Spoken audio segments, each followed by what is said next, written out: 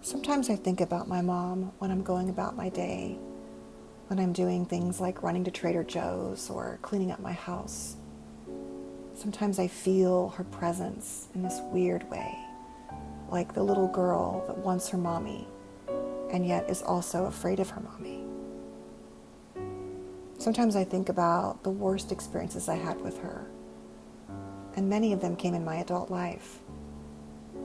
I think one of the worst was Christmas morning when I was 9 months pregnant with my third son. For the fourth or fifth time, she had lived with us and moved out and screamed and raged, and every time she felt like we weren't making our lives revolve around her, things would blow up, and it would get really nasty. But back to Christmas morning. So, I'm very pregnant. I have 2 other children who are relatively young, and we start opening presents. She decides that we did not open her gift first and that we were disrespecting her. She screamed and she yelled, and in front of my tiny little boys, just a few years old, she walked out as I stood there Christmas morning with really no other family but her and my ex-husband and my kids. That would be the beginning of another period of time where I wouldn't talk to her, see her for a while, and eventually we would get back together and work things out. It was like a bad relationship that would go on and on. It was toxic, it was intense, it was loving, it was full of hatred. It was just so dangerous. Not dangerous in the physically hurtful way, dangerous in the emotional way, in the way where I would love her so much and then be so terrified I was going to lose her. And this went on for years, until one day I found myself at my late 40s in my closet, sobbing and crying my eyes out after she had called me a piece of shit for I don't know how many million times she'd called me that. It's been a long road. Sometimes I think about these things because I think, wait, why am I not talking to her again? Why have I made so much content around this topic? Because what I've shared with you is just the surface. It's just scratching the surface. But what you've shared with me already, in your stories, in your heartbreak with your own parents, I get it. I know how much it hurts. And you're not alone, even though I know you feel like it. So, I thought we'd talk today about what it takes to heal that separate sense of self, the one that we don't really get to develop in these childhoods where we're spending so much time just surviving. But there's more than that to do in this world, and I'm hoping we can keep doing it together.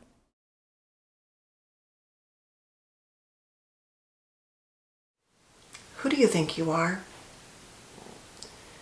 How much of who you think you are, yourself, is really about who you've been told you are or were by people who were supposed to love you and protect you and be a safe source of attachment?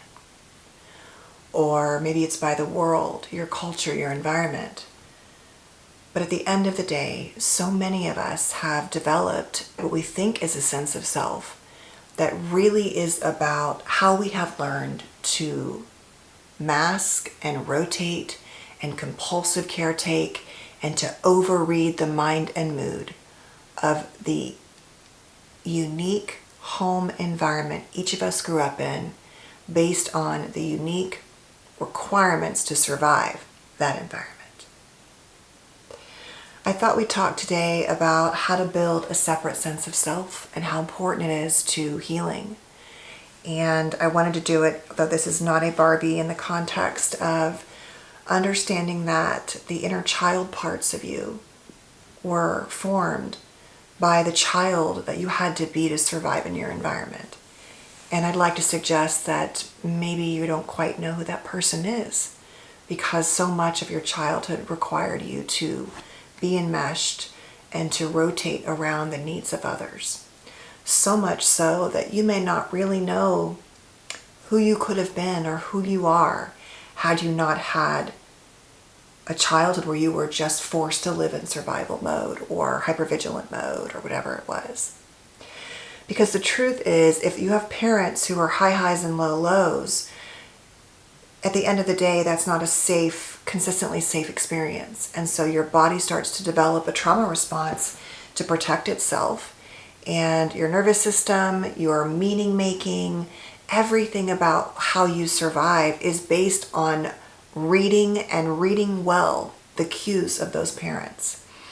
So is it that, for example, if my mom was coming home and I hadn't cleaned the kitchen and I realized she was leaving or pulling in the driveway, the panic that would set in to race in to do that? For some of you, it might be that you weren't allowed to not be busy or doing something. So God forbid you were sitting on the sofa when they came home and, you weren't doing chores or homework or working, like the panic that that parent may have then projected their rage onto you for. And so you learn to be highly attuned to sounds, to smells, to noises, to expressions. The thing is, you're so good at that, and that's how you operate in the world. But because of that developmental block, that lack of developmental safety, you don't really know who you are, and you don't really have a separate sense of self. Your self is only defined by how the world sees you, uses you, engages with you. And for you to really look at me and say, I really know who I am and what I love and don't, which I think is a lifelong process, but for many of us, we feel like we know those things, but when it really comes down to it, we don't. So I thought we'd talk about that today. This was based on a session I had with my therapist yesterday. We were talking about a lot of things around having, motherlessness and fatherlessness in terms of parents, and just that whole childhood when you have that kind of like relational trauma. And we were talking about, the importance of really separating from those parents, because if you don't have that separate sense of self, you often will stay your whole life in this view of yourself that was never really formed by you in the first place. And it is the key, it is one of the keys to your healing process, especially if you had this kind of enmeshed, eggshell, whatever it was, chaotic parenting, but really any childhood. So for different reasons, maybe you were completely neglected as well, or intermittently. That also doesn't allow you to develop your full sense of self.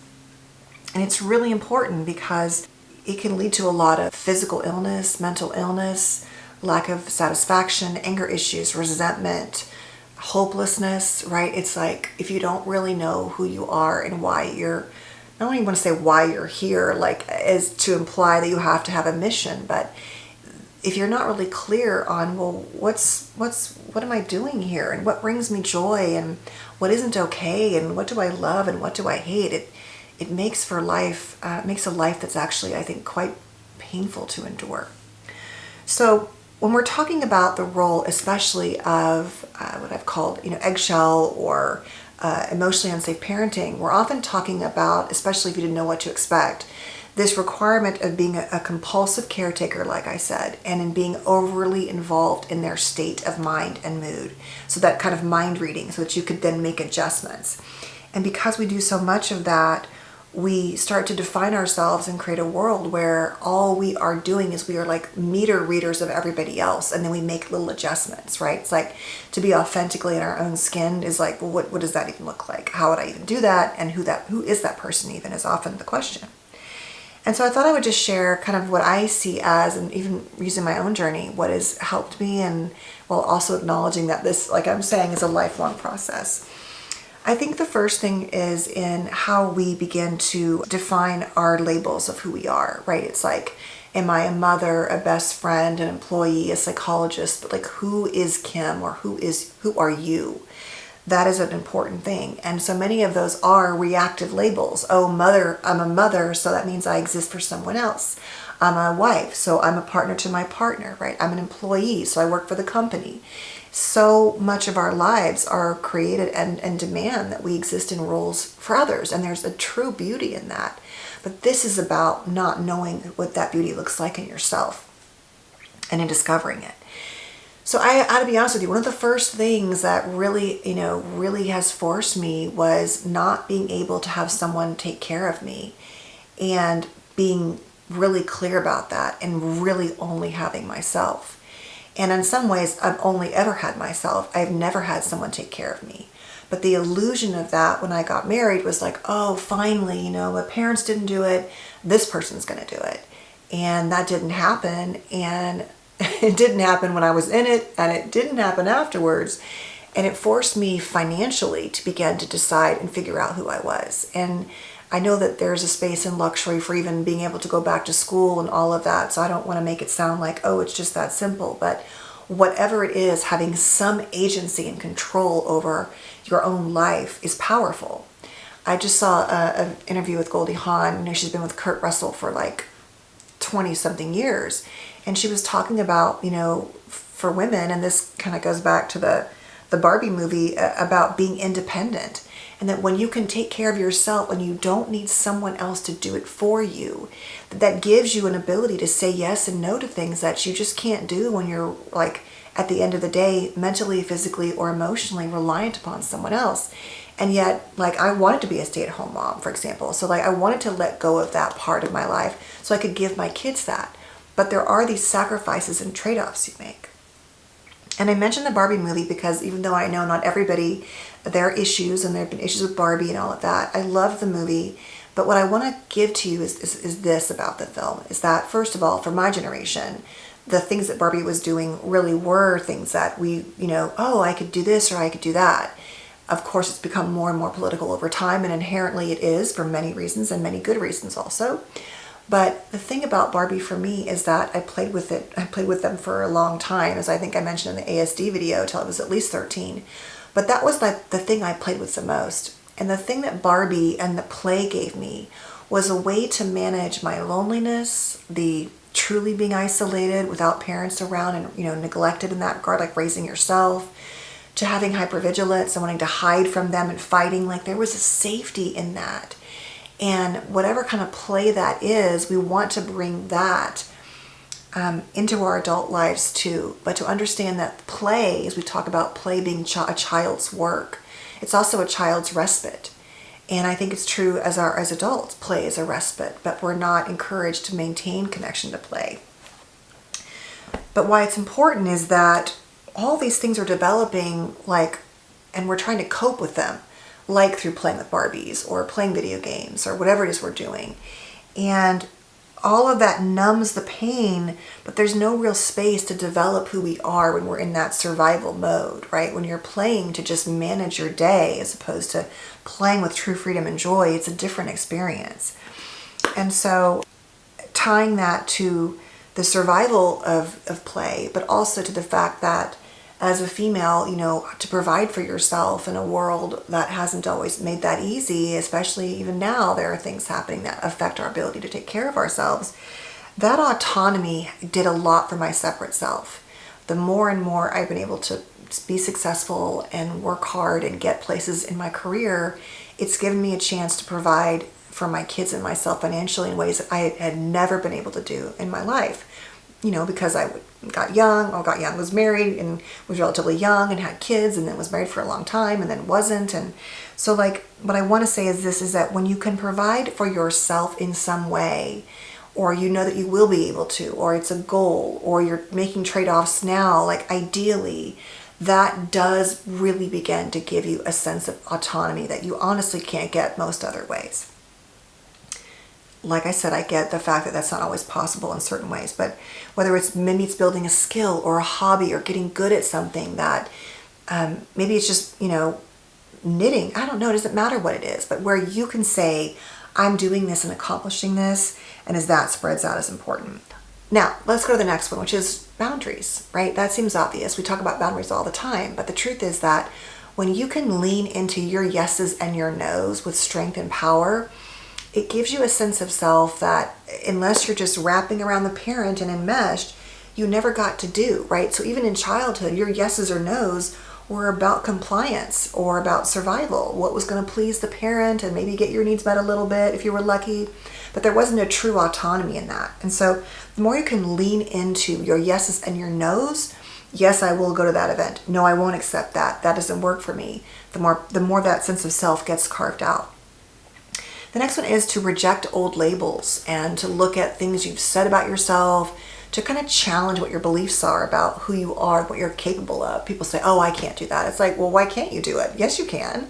Oh, that's too hard. No, is it though? Or is it that you're scared, right? Sometimes things are too hard and we've reached a certain age or we can't do that. But so many things are about being willing to put ourselves in the way of being uncomfortable and feeling stupid and not know, or old or too young or whatever it is, to reject the things that you think that, that, oh, I'm too this or too that, and to start to challenge those and take risks. Alongside that is doing hard things, right? It's like when you've overcome something difficult, I think most of us, as much as we hate this idea, we know that a lot of things we endure actually make us stronger. Now, I'm not saying what, doesn't kill you, like makes you stronger, and isn't it great to have bad things happen? Because I don't think that's how it works. I wish it was. But I do know, though, that the people who have never had anything bad ever happen to them don't seem to be the ones I want to be alongside if the boat starts to go down, right? It's the people who have endured, who have survived, who are resilient, who maybe are a little dinged up and banged up. But those to me are the people that I know I can probably be can most rely upon. And so you are that person, right? If you had that childhood, you endured that childhood, you're watching this video, you did it. What else do you want to challenge yourself to do? Because that is going to give you a sense of self that nothing else will. Reflect on your strengths along these lines. What makes you strong? What makes you hurt? What makes you angry? Trying to own more and more of all the parts of who you are. Not just the survivor, not just the wounded child, but to look at where you've succeeded in ways that you didn't expect. Places that you thought you'd do well where you didn't. Dreams you have, hopes you have, longings you have, like trying to look at the full picture of that and honor that. Like, yeah, I did get through that. I did raise 4 kids by myself alone. Like almost at the end of it, people say, oh my God, how did you do it? And I had more blessings than many, I know, just to be able to live in a home and provide that level. But I'm always like, I don't know. It was really freaking hard for them and for me. And so they survived it and I survived it. And, it's important to not forget that though, right? The next thing is to look at how you take care of your body and to understand that part of that revolving around these parents meant a true sacrifice of self and an only really filling of self when others are happy, when others are good, or when they're just like okay, because now our nervous systems can be okay if you go back to childhood. And so part of this challenge is, where have you denied like your physical body, your emotional body, and what do you need to shift? Is it your sleep? Are you like, what is it called, revenge bedtime, where you're staying up late every night just to get that alone time and it feels so good, but now you're exhausted and depleted every day, and so your mental health is tanking? Like, part of the whole remothering, reparenting is to start to tell ourselves, with like loving boundaries, yes and no. Yes, have the cookie today, maybe tomorrow try to take a nap, whatever it is, right? Trying to find ways to spoil ourselves, but also have some boundaries and love for ourselves to say, you know what, you're really not handling this as well as you could, and I know you could do better, you need to get help, whatever it is, but to like honor that. So it's doctor's appointments, dentist appointments, making sure you're managing things. And so many of us, and I have really struggled here, have truly neglected that part of our lives because the idea of even putting ourselves in that role first is just, it's so foreign. This is another huge one, like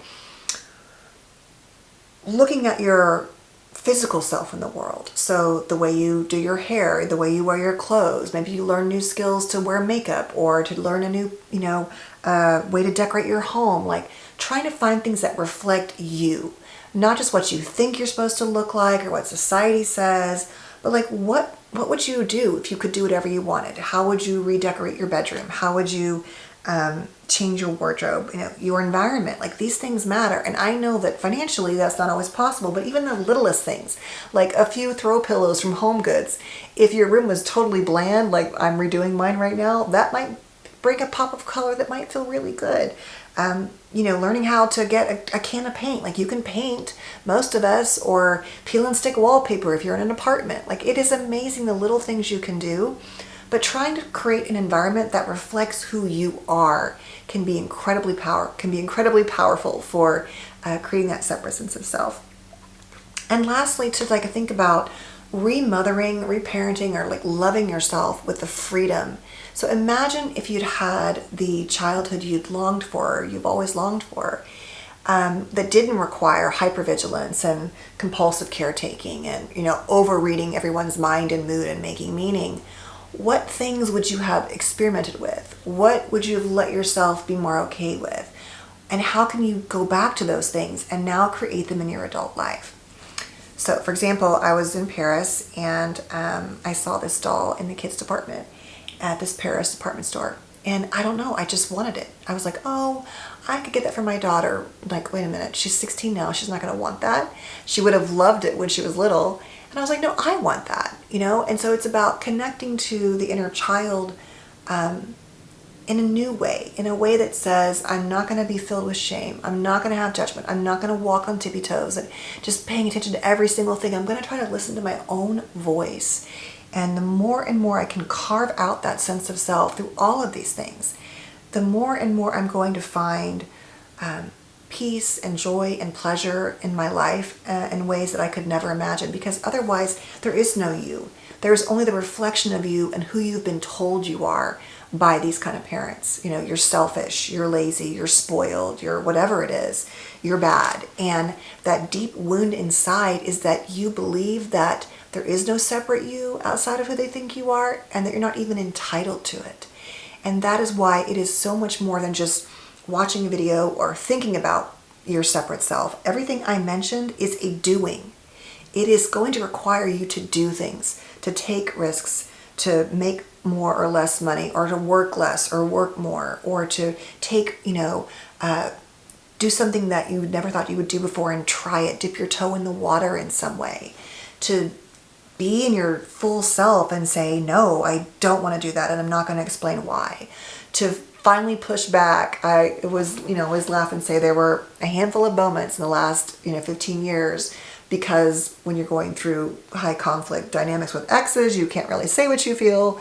I always say if you're going through divorce, never put anything in writing you would not want read in front of a judge. It is my best advice if you don't have an easy ex situation. But there were a handful of times where I just got to all the rage, all the things I suppressed because it wasn't appropriate or it could get me in trouble. There have been these handful of times where I could just say you. And it's been so glorious. And they were intentional in many ways because I was having to take so many things that didn't feel good.